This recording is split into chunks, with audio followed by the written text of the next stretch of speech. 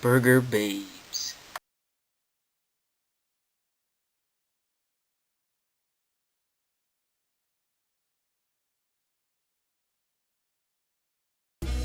I would simply like a chicken, apple, and cranberry salad.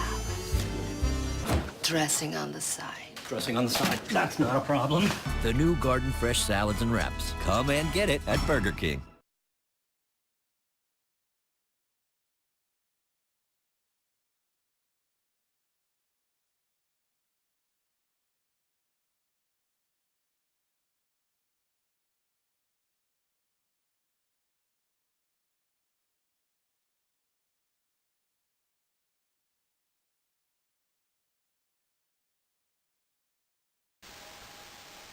So what you just saw are commercials and advertisements that use sex to sell their products. Most of these commercials were released by Burger King and Carl's Jr. These two companies are known in recent years for the sexual objectification of women in their advertising methods. Burger King has released multiple ads containing sexual innuendos, such as seen with the 7-incher sandwich, and Carl's Jr. has released a series of commercials involving attractive females lustily eating their burgers. After seeing these ads, the first thing that came to my mind obviously was the objectification of women. Next, I thought to myself, are consumers more likely to buy a product that uses sexual advertisement?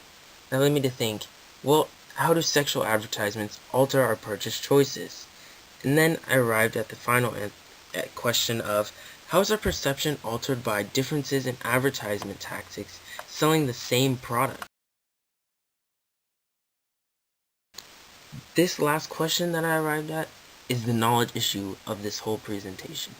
How is our perception altered by differences in advertisement tactics selling the exact same thing? Do we really have different levels of desire towards the same product if the product is presented to us with different tactics, such as sex or comedy? So I figured out 5 different paths that can sprout from this knowledge issue or connect back to this knowledge issue. 1. How do men and women react to these sexual ads? Would the result be the same if these ads featured men instead of women?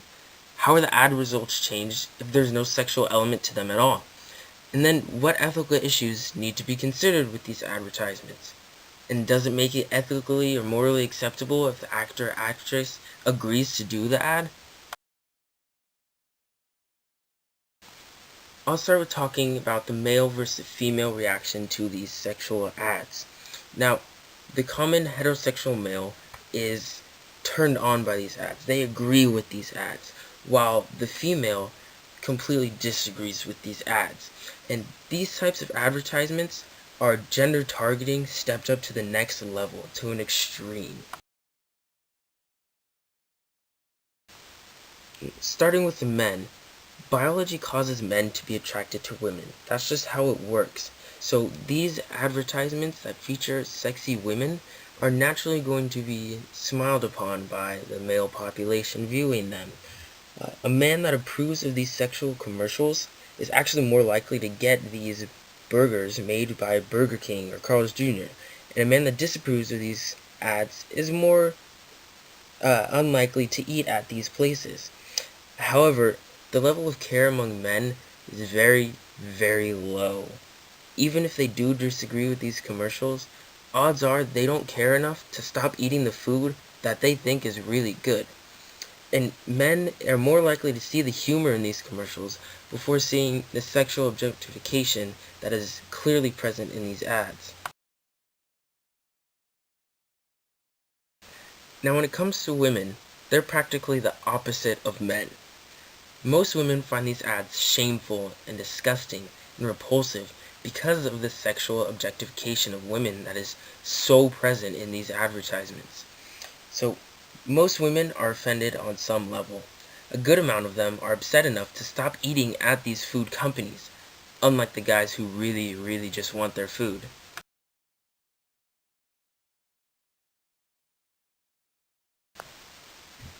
So, what would happen if we replaced all the females in these ads with males? Well, the direct replacement of females with males really just makes the advertisement funny, as seen in these Ducati motorcycle advertisements.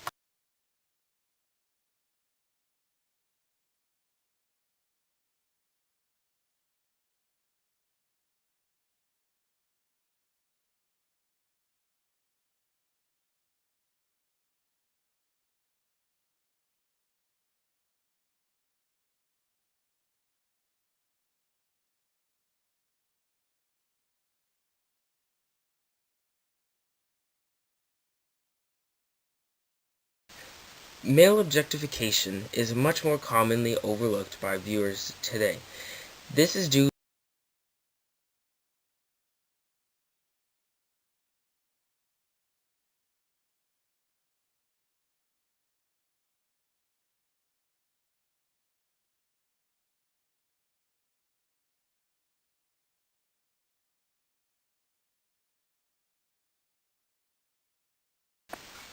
women have become the object of sex, so it prevents men from carrying that image. Also, something to note is that most men, again, just don't really care. While women will vocalize their disapproval, men just see the ad, ignore any wrongdoing, and move on. My only explanation for this is that women have always been oppressed, so they still fight for equality, while men, who have held the power over the years, don't really see a sexual ad with a man as a threat to their equality, because nothing really can take that away since they've been at the top for so long.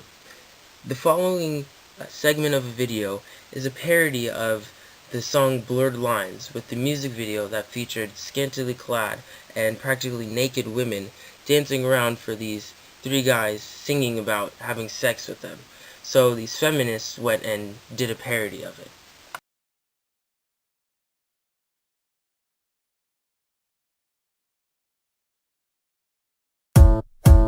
Every bigot shut up. It's time to undermine the masculine confines, 'cause we don't wanna grind. You think that you're so slick, let me emasculate ya. Now, the next logical thing to ask yourself would be, how are ads' results changed with the removal of sexual content? So the direct removal of sexual content leaves the ad making little to no sense. If you think about it, the Carl's Jr. commercial with a few clips of maybe a car or some barbecue sauce falling to the ground really wouldn't get the point across that you should eat their burgers. So advertisers must turn to other tactics. Now, there are three main tactics used for advertising: a word hook, a character hook, and a repeatable theme. Carl's Jr. has used the repeatable theme method for years, carrying on the sexy women eating our burgers plot, if you could call it that. If they wanted to stick to the repeatable theme method without the sex, they'd have to develop some sort of consistent motif that can be reached in multiple scenarios. There has to be more of an actual plot to their commercials. However, the usage of sex carries across advertising methods. A company can have a sexy character hook or a double entendre for a word hook. To avoid this, a company would have to appeal to different emotions and responses, like the use of comedy or an appeal to heartfelt emotion. But each strategy has its pros and cons. Some are better than others. Often, a specific customer base requires a certain type of advertisement. In the case of Ducati and motorcycles in general, motorcycles are synonymous with danger and bad boys, and every bad boy has a share of sexy girls. So there's a certain idea or stereotype associated with this product, and the advertisements have to fit this general idea to be successful. As you can see in this picture, it's a rough and tough Rough Rider motorcycle guy with his sexy beach babe riding on the back of his super nice motorcycle.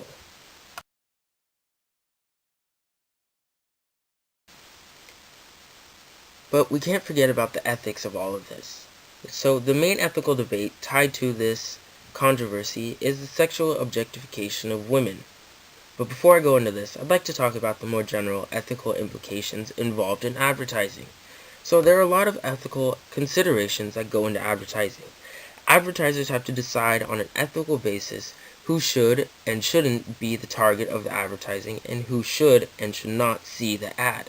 Advertisers also have to make sure that they are being fair to the clients, audiences, media, and employees, and make sure they are creating honest ads that represent ethical products.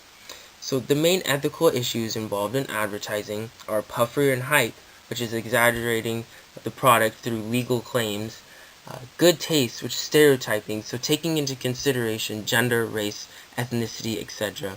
Stealth advertising, which is basically saying something without actually saying it. Advertising to children, which is making sure that children aren't seeing commercials with controversial products like alcohol and tobacco. So advertisers have to make sure that these commercials are going in the right outlets. Then there's gratuitous sexual content, which is using sexual imagery to advertise something that really doesn't have to do with anything sexual. And then last, there's the negative content, which is fear appeals or guilt appeals or threats. So making people or practically forcing people to buy your product.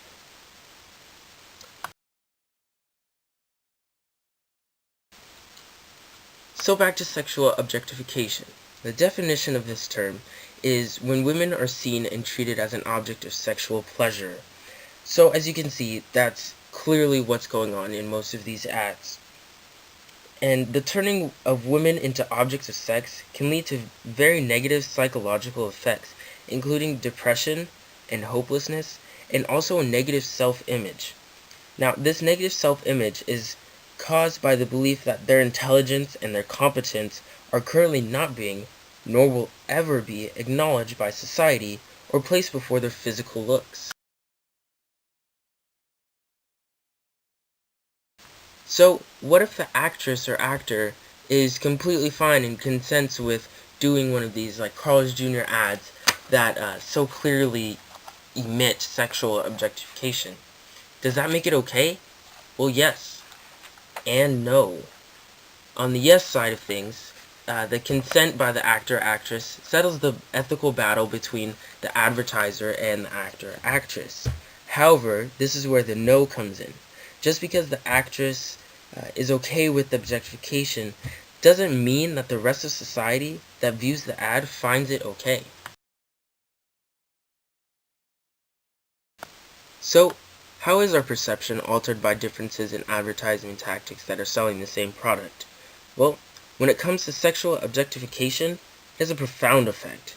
Those that take offense to sexual objectification will be upset with ads that use it, which does not help the company that the ad is for at all. However, the use of different tactics like comedy can win those people over and then some. Using a tactic like sexual objectification appeals to specific people and is good at winning over those people more so than most other popular tactics. But it also has a larger drawbacks than other tactics, as it can create a much larger negative press, to say, for the company. So basically what it boils down to is it's all about the reaction achieved among your intended audience.